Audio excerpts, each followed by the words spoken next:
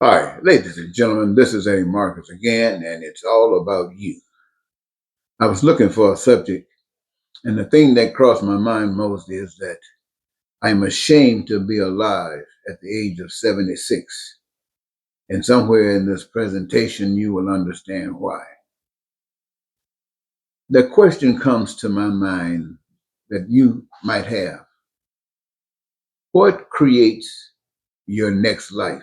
You know, they say life is everlasting.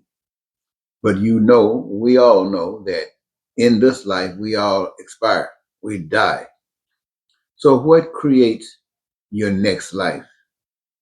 Well, what creates your next life, as I have been given to speak to you about, is your heart and your spirit. It is the thing that takes care of your future, your heart and your spirit. If your heart, my friends, is genuine, loving, kind, compassionate, empathetic, sympathetic, and again, loving, chances are that your life, your next life, your life to come, will have you in a surrounding where this is the order of the day. This will be the order of the day. It is a life founded on righteousness. But just because you have this empathy and you sympathetic and stuff like that, it's not just words. It's a way of acting. It's having compassion and love for others, just as you would have for yourself. Pain and suffering that would meet you, then that when you see it with others, it's the same thing. So you would want to get rid of that kind of stress from yourself, and you do whatever you can to get rid of it.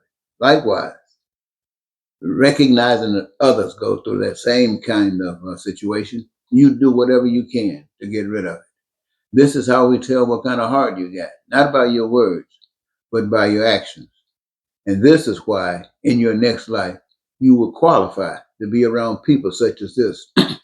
Because in this life also, though your heart and your spirit is responsible for your next life, some people are not compassionate. Some people are evil. Some people are heartless. Some people are connivers.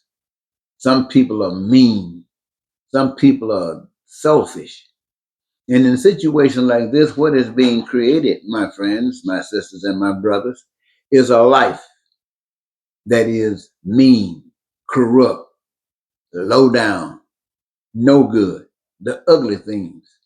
This is what your heart and this is what your spirit is creating. And this being the situation, this is where you will end up at, no doubt about that.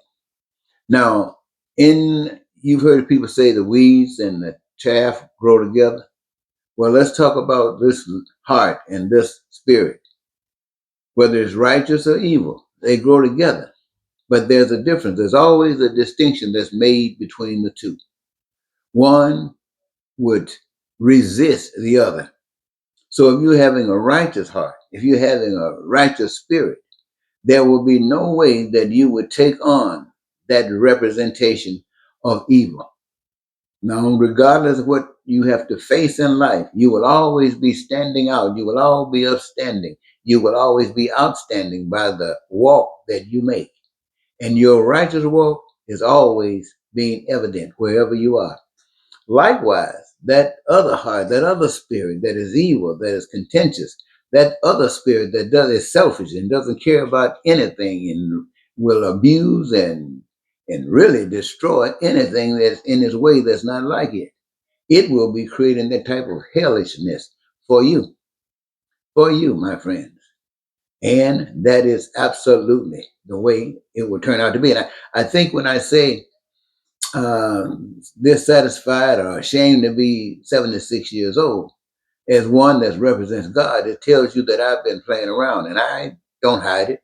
I tell most of the people that listen to me that for most, well, not most of my life, but for a great part of my life, I was an agent of evil. I was an agent of the devil. That's the best way to put it.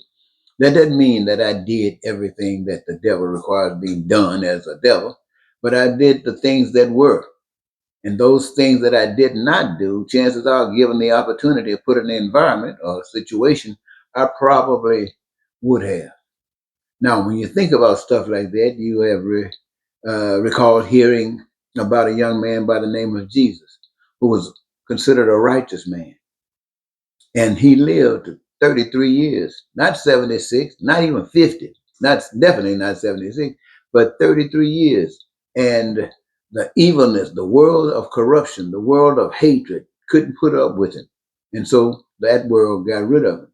And he allowed that to happen because that's what righteousness does. Righteousness, no, it can't force other people to do the righteous things. And if you can't force them to do, you can't put on the same coat and carry yourself just as they do. Because if you do, then you're not a righteous person. You are just an evil person. You think about Dr. Martin Luther King, 39 years old, dead. Malcolm X, 39 years old, dead. And I just mentioned these because most people here in America are familiar with these gentlemen. And why are they dead? Because they stood for righteousness.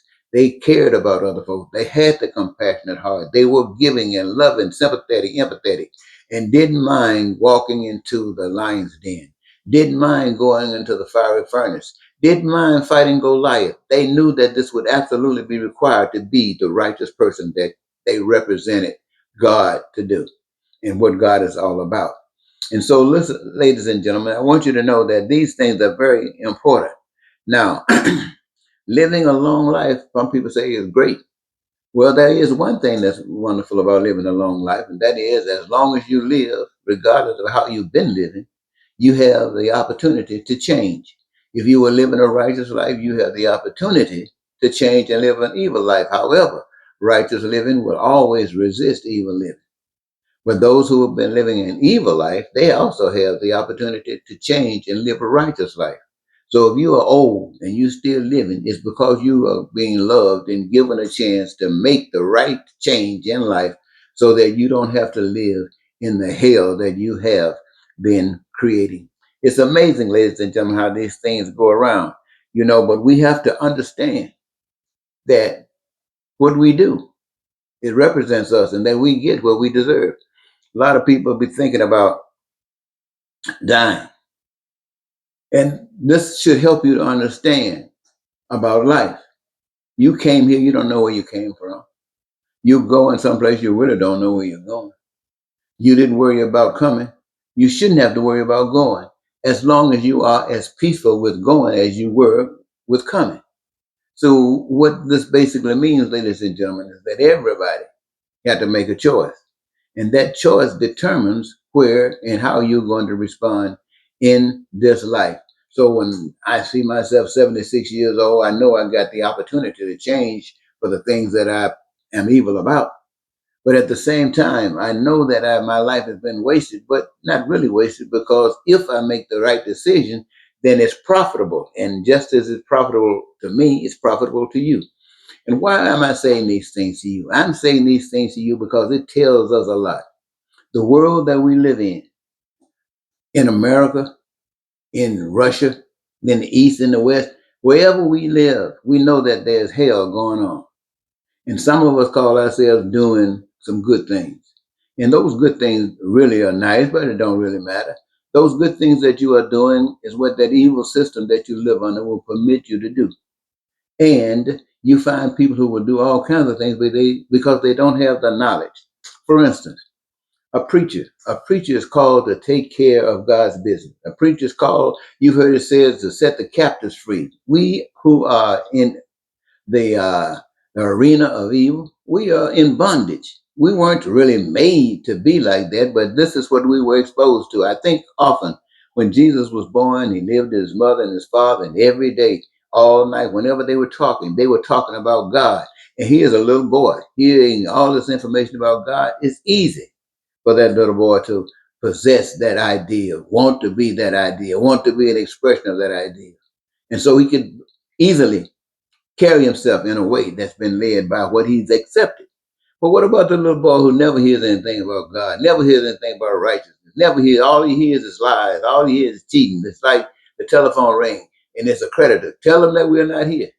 Well, that's an expression of the failure of the system that we live under, and we find ourselves trying to do anything just to survive. And this is what usually happens all over the world. So when you say you are called as a preacher, you are called to do the work of God. You are called to tell the people the truth, to wake the people up so that they can begin to understand what life is all about and not being just trying to survive. We live in a world that says if you want to survive, you've got to have money because everything that it takes to satisfy your basic needs that have been determined by you costs money. It costs money because of the system that's been designed to operate. And that system has stolen the resources that were given to the human race free. It came with the earth as free as the earth. The resources came with the earth as free. But someone, out of ignorance, out of the understanding of God, has decided that they would exploit the situation, exploit you. Now, all of a sudden, you don't have the opportunity to choose the career you want. You look at the things that are available and you're looking for which one pays the most money. It might be entertainment, basketball, acting. It might be any of those things, but you choose it if you can get in it. And the better and the one that works best for the system, that's the one that pays the most money. And yet everything that is done is necessary to have a complete, fulfilled, and satisfied life. But that's not the way God's plan works. God's plan does not work that way. God's plan is that you who are here on earth come here with a gift, something that you love to do. You might not know it at first, but then by seeing the things that are done, or the things that are required, you see where you fit in. And they are those things that you can say, well, I love doing this. And God's plan have it designed in such a way that you do get the opportunity to engage yourself in that which you love. And just like God is able to create the earth and all of the resources, when you determine what it is that you love and you engage yourself in that, God gives you something that the world can't give you and the world can't take away. And that's joy. Now you got love and joy working. And on top of that, ladies and gentlemen, what you're doing, you participate in the process of creating all of the things again that you have determined are absolutely essential for your fulfillment, your satisfaction in life, to bring you peace and prosperity and joy and happiness, and your needs and wants and desires being met so that you can live the life rather than dream of the life. Now, what are you doing? You're doing what God has given you to do. And God's plan doesn't require money because the way the system is designed, to each of you, and we're saying that everybody participates in the system, each of you become part owners of everything that's made. So you think about what exists in the world today. It was made by human beings. Nothing that exists today on this earth was basically without the making of human beings. But you own none of it unless you're hooked up with the crookedness. But by God's plan, you are part owners of everything. So what you need, want, and desire is there for you to choose and get. Now there's a system that operates so there's order, but at the same time there is no one that's suffering a lack of anything that's made by the hands of man. But the preachers, they can't tell you that. They don't tell you that. Why? Because they don't know that. How many? You think about the disciples. The disciples, when they were whatever jobs they had before, you heard about the tax collector, you heard about the fisherman, just to name a few.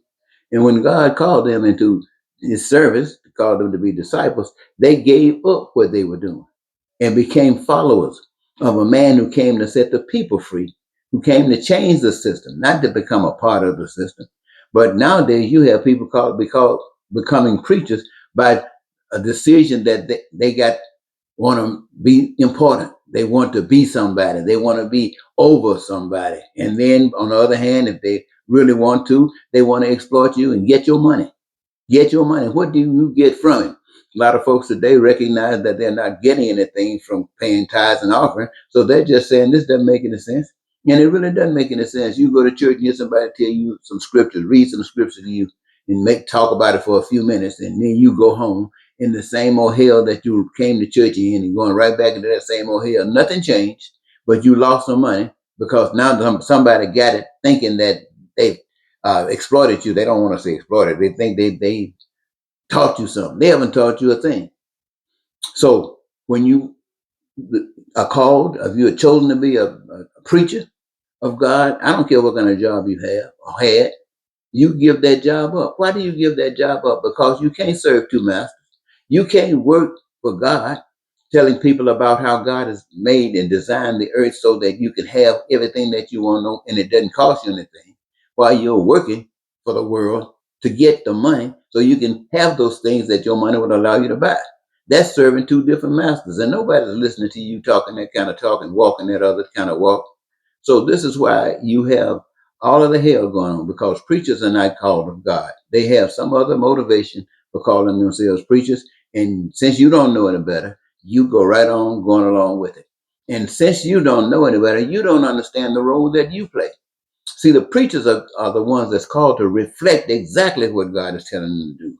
And this is supposed to be instrumental in bringing the light to you so you can understand that the life that you're living is not uh, representing the life that would bring the kind of peace and stuff that you want. You know this. So this can, by this example, you can decide, you can make a decision. Where do you want to be? Where do you want to go most? And you commit your life to do those kinds of things. And when you commit your life to do those kinds of things, people begin to understand that you got to care for other people too. You can't just wait and hope you get a job and be glad you got a job and looking at somebody else who don't have a job, who's living on the streets, and think that you are somebody, because you're nobody according to the righteousness of life. You were made by the same power, and you require basically the same essentials to survive on this life. And you are supposed to care for one another as others would care for you, to do unto others as you would have others do unto you. But this is an expression that comes from the ultimate power. This is an expression and understanding that comes from God that Jesus exemplified through his life. Martin Luther King, Malcolm X, and so many others that you know about that I probably don't. They do these things. And if they don't do, you find people who call themselves preachers, 76 years old, just like me, and older. God blessing them, giving them the time to make a change. But if they don't make that change, they're going to die. They don't usually, many times, just fall flat. Something gets wrong with them. They have diabetes. They have cancer, they have strokes, they have heart attacks, all of these things that, and you have to suffer. You suffer for these things, ladies and gentlemen. And I know when you're suffering and you can't do anything, you're wishing that you had given God a chance, but you haven't done anything for God. And somebody might tell you, you just change your heart and sit there and say the words, Father, forgive me. No, that don't work. I don't care what anybody tells you. You just, God ain't no fool. You can just say, Father, that's like telling your woman or your husband that you love them and don't give a stink about them. And they know that you don't by the way you treat them. And God is the same way. God knows whether you care about God by how you treat one another. You know, you can't try to say you love God that you've never seen and don't give a stink about the people that you see every day. Y'all, there's a big difference. So yes, when I think about this, I'm still living and I'm glad I'm living because I get a chance to do the things that I'm doing. But at the same time, when I think about Jesus, 33 years old, I think about King, 39, Malcolm X, 39. And here I am sitting up here talking to you, 76 years old. If I was worth anything, if I was worth a hill of beans, maybe I would have affected the lives of others and other preachers if they were like Jesus, if they were like King, if they were like Malcolm X, then maybe we wouldn't be in war right now. Maybe we would have presidents that's crazy, like Donald Trump and Putin, and this guy over in Israel trying to say they represent God. Now look at that. That's just, there's no difference between the people that's in Israel talking about they represent God and the prosperity preachers. Everybody know the prosperity preachers are nothing but pimps. But that's what we have because we don't know any better. So when I come to you, ladies and gentlemen, I'm trying to do one or two things. I'm trying to expose the evilness of the world, but not just to expose. I want to share with you what's been shared with me about how to fix this stuff, how to correct this problem. And on top of that, I'm not talking about punishing people. I'm talking about forgiving people. People do not know better. In the systems that you live under, there are people, look at a prostitute. What do you think a prostitute is a prostitute for? Somebody want to say she's no good, she's evil. No, she's been robbed of life, and so she's trying to make some bread so she can have some bread. What do you think people sell drugs for? The same old thing. Why do you think people rob and steal? For the same old thing, because the system has failed them, and there's been no one to teach them, to share with them what God is really about, so they can make the necessary changes by watching others do the right thing and see the benefits of the right thing. And oh yes, when you start standing up against a system that's evil, the number one thing that they count on is killing you. But by you understanding the truth, you know that joy that you have been receiving from being a part of the righteous plan, it takes away your fear. And that's why you can walk into the lion's den. That's why you can fight Goliath. That's why you can go into a fiery furnace and not worry about anything. Because you don't believe in God, you know God. And it takes knowledge, true knowledge, to have the courage to stand up and be what you're trying to say you are. I just think and hope that you have listened and got something out of what I said. I made a few notes here. I haven't gotten a chance to really check them out. I want to see if there's any, look at it for just a minute and see if there's anything that I've left out. It doesn't appear that I have. And I'm satisfied, ladies and gentlemen, that God has been blessed here. I want to thank you for giving me the time that you have given, and I hope it's worthwhile.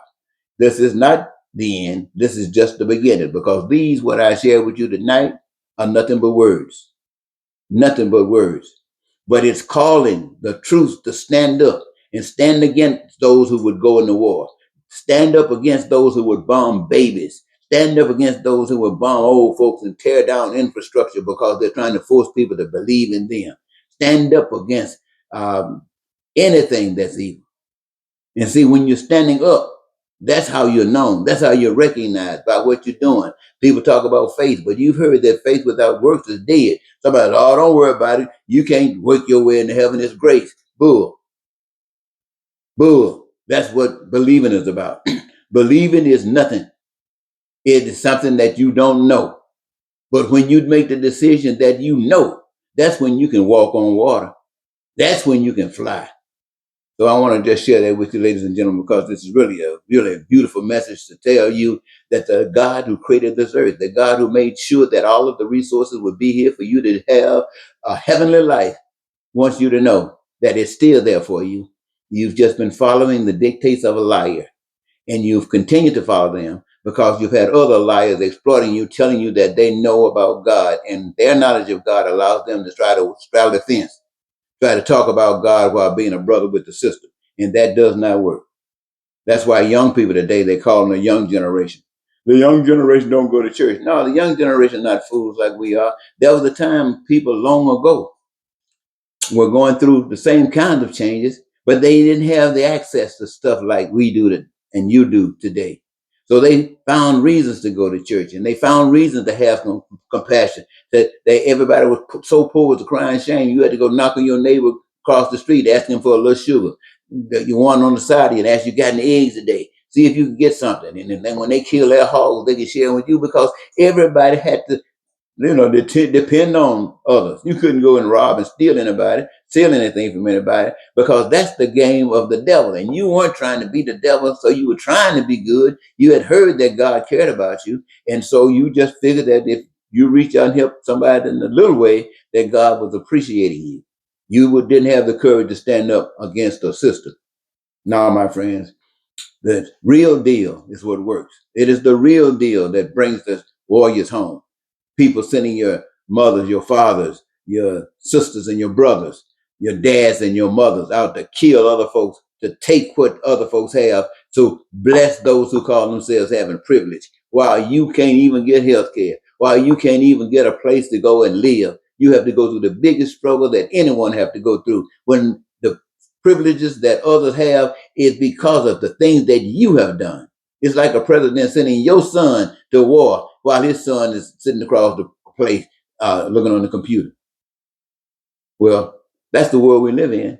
And the reason that I'm giving you this message is so that you can understand my business is to expose, again, the lie, expose the deception, but not just that, reveal by knowledge, the truth, which will set you free, and show you the way to walk in such a way that God gets the glory. And they say, if I be lifted up, God would draw all men unto them. And if you do that with your heart, if you do that with your soul, if you do that with your spirit, then God will open up a window and pour you out a blessing. And I'm not talking about money. I'm talking about giving you the courage, giving you the audacity to be who you were made to be in the absolute beginning. And now that's what you're doing. And the world is shining because you are not asleep. Somebody try to say, you woke. Yeah, you woke. You woke to the truth, and they're asleep following a lie. Well, I want to thank you so much, ladies and gentlemen, for giving me this your time. It's been an absolute pleasure. And until next, this is Eddie Marcus saying goodbye for now.